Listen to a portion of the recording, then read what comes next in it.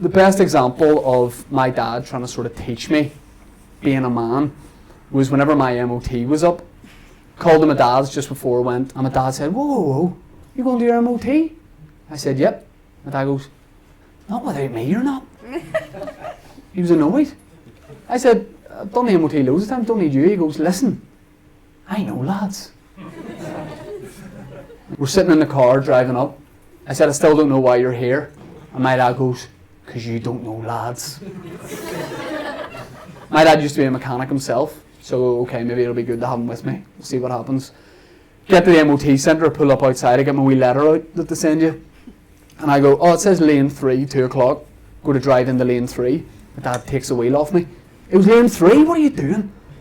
Go into lane 5, mate. I said, no, it definitely says lane 3. And my dad goes, aye. But don't forget, I know lads.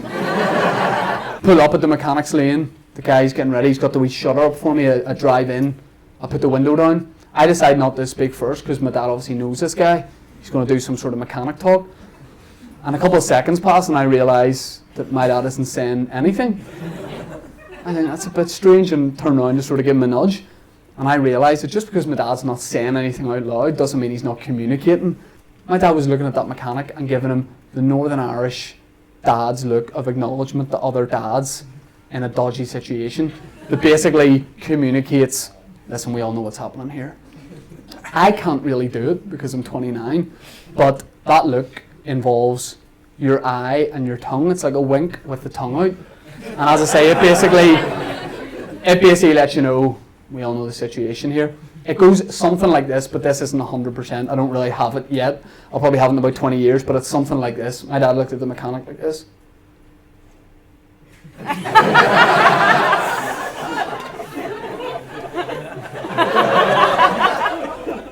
I realised that mechanic was then just doing it back to my dad to let him know he understood.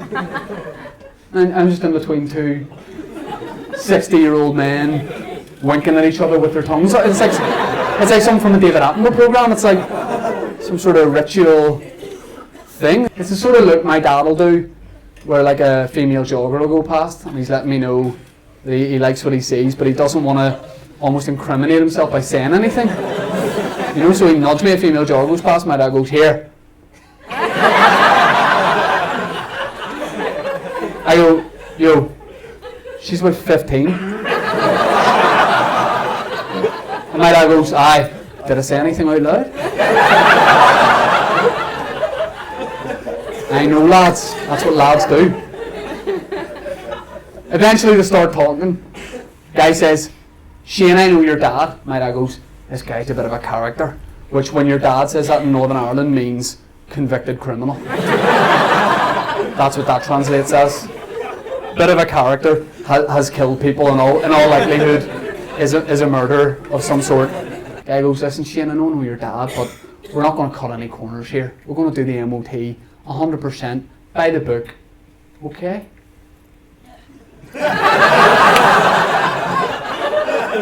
And he threw the elbow out so you know he was really dodgy. My M.O.T. consisted of that guy tapping the side of my car 3 times. And he must have liked the noise it made because he went, that's it, send it home, chum, that's you, get out of here. Get away before anyone sees you. And I remember he was printing out the wee M.O.T. certificate. I remember looking at my dad thinking, could he check the car though?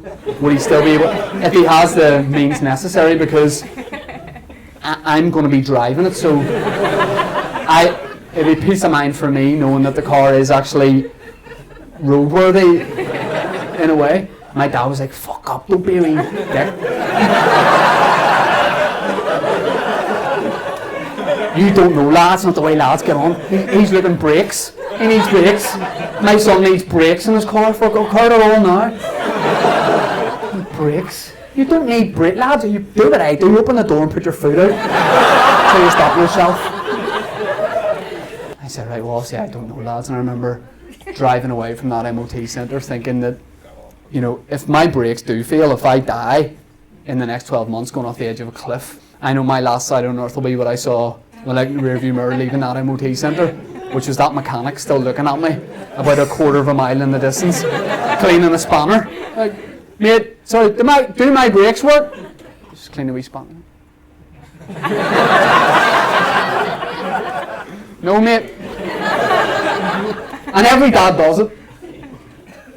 Every dad does it. It's just a way not to say yes or no. You just give that look and it lets you know I'm not committing to an answer here. I'm convinced Jerry Adams has been asked the question a million times. You know the question they ask him, does he ever remember that? Right? He's been asked a million times. There's only so many ways he can say no. Like what you will see, I imagine in the next few years will be we reporter up at Stormont being like, Mr. Adams, were you a member of the IRA? Jerry Adams just be like